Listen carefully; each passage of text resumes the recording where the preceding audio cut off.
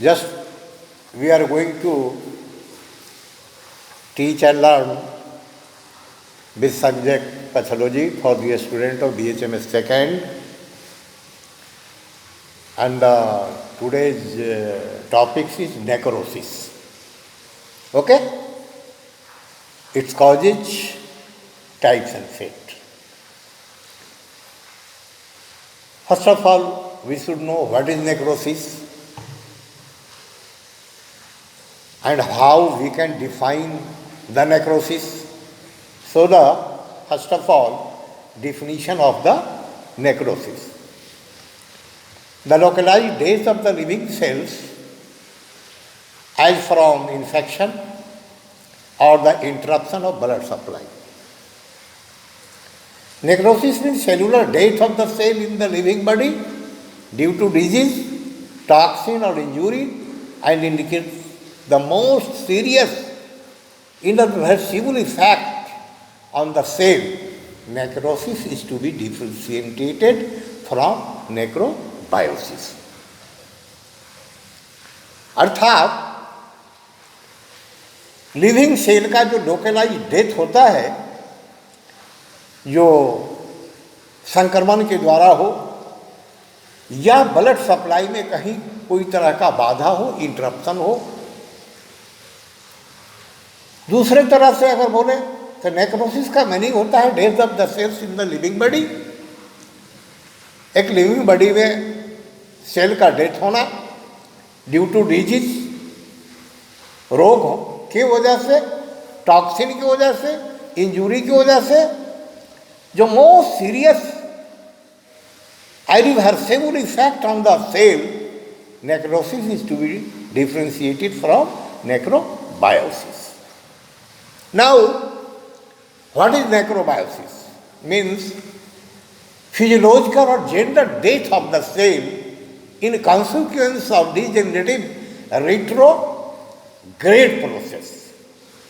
Physiological और gender death, यानी जिस नर्व का, आर्टरी का, सेल का,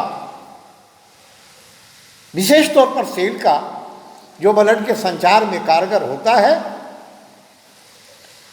उसमें डीजेनरेशन डेवलप करना। As a typical example of necrosis, epidermal cell of the skin में be cited.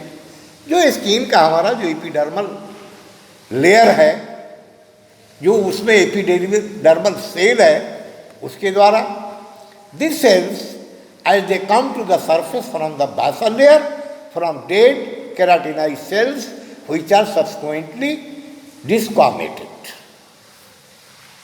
Next, causes of necrosis. Point one, mechanical. Necrosis होने का कारण क्या क्या हो सकता है? तो पहला कारण है mechanical, trauma, incision, etc. Trauma, कोई इंजरी हुआ है, कोई ट्रॉमा हुआ है, इंसीजन, कहीं कोई ऑपरेशन वगैरह हुआ है। नेक्स्ट है फिजिकल, हीट है, कोल्ड है, इलेक्ट्रिसिटी है, रेडिएशन है। ये फिजिकल कॉज हुआ जिससे नेक्रोसिस डेवलप कर सकता है। केमिकल है, जैसे कोई स्ट्रॉन्ग एसिड है, अल्काली है, बैक्टीरियल टॉक्सिन वगैरह वगैरह। इंजाइम्स में fat necrosis, fat necrosis. Living agents है, actinomyces, ordinary bacteria, rickettsia, virus, spirochaetes, etc. ये आपका लिविंग एजेंट है, इसके वजह से भी नेक्रोसिस डेवलप कर सकता है। प्रोटोजोआ है, मेटाजोआ है, डायटी डिफिशियंसी है, जैसे methionine deficiency, methionine deficiency and hepatic necrosis, thiamine deficiency, इंजीनिया पीक एंड मायोकार्डियल नेक्रोसिस वगैरह वगैरह। Next, types of necrosis. Necrosis का जो टाइप है, कोगुलेटिव नेक्रोसिस। कोगुलेटिव नेक्रोसिस क्या है? Dead tissue remain sterile, opaque and homogeneous for a long time, not liquefied early but very late if at all. The cell outline is preserved for a long time through nuclei is gained bone and architectural pattern of tissue is kept intact. दूसरा है caseous necrosis और caseation. This is a rather a type of coagulative necrosis. Dead tissue cheesy cheesy cheesy मक्खन के जैसा dead tissue दिखाई देना due to formation. कुंजी के फॉर्मेशन माइक्रोस्कोपिकली जब देखेंगे तो dead converted to structureless. वो जो सेल डेड किया है उसका जो स्ट्रक्चर है वो सही स्ट्रक्चर नहीं होगा. Formless eosinophilic mass. Eosinophilic mass का मीनिंग हुआ एक लोथरा. This caseous necrosis is found in tuberculous lesion. जहां पर ट्यूबरकुलस लीजन हुआ है वहां. Gummatous necrosis it is found in tertiary stage of syphilis. बाद का जो सिफिलिस का स्टेज है उसमें, and it is due to ischaemia and action of toxin. Ischaemia संकीर्ण हो जाना और टॉक्सिन की वजह से liberated by syphilitic organism Treponema पाइलिडम.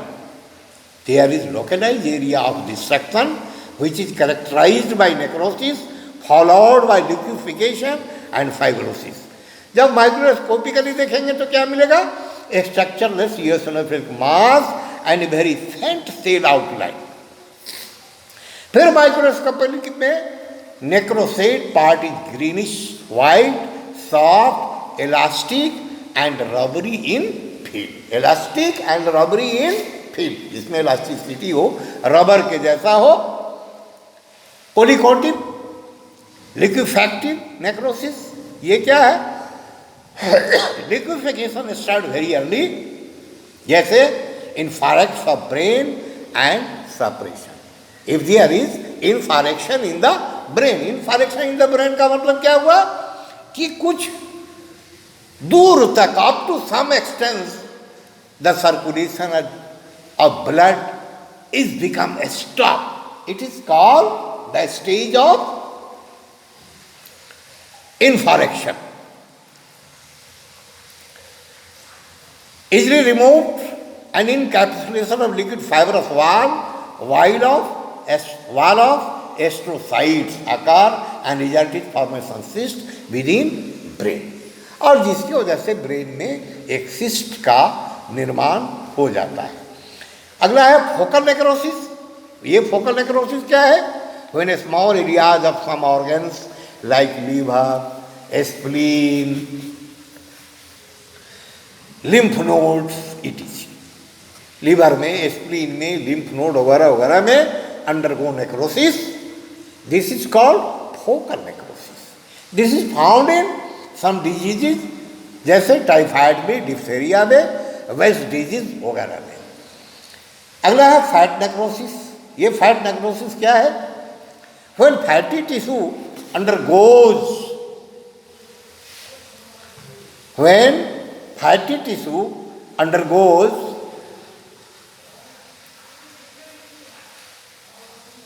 in a small area, necrosis, liquefaction, and absorption take place to the help leukocytes by autolysis.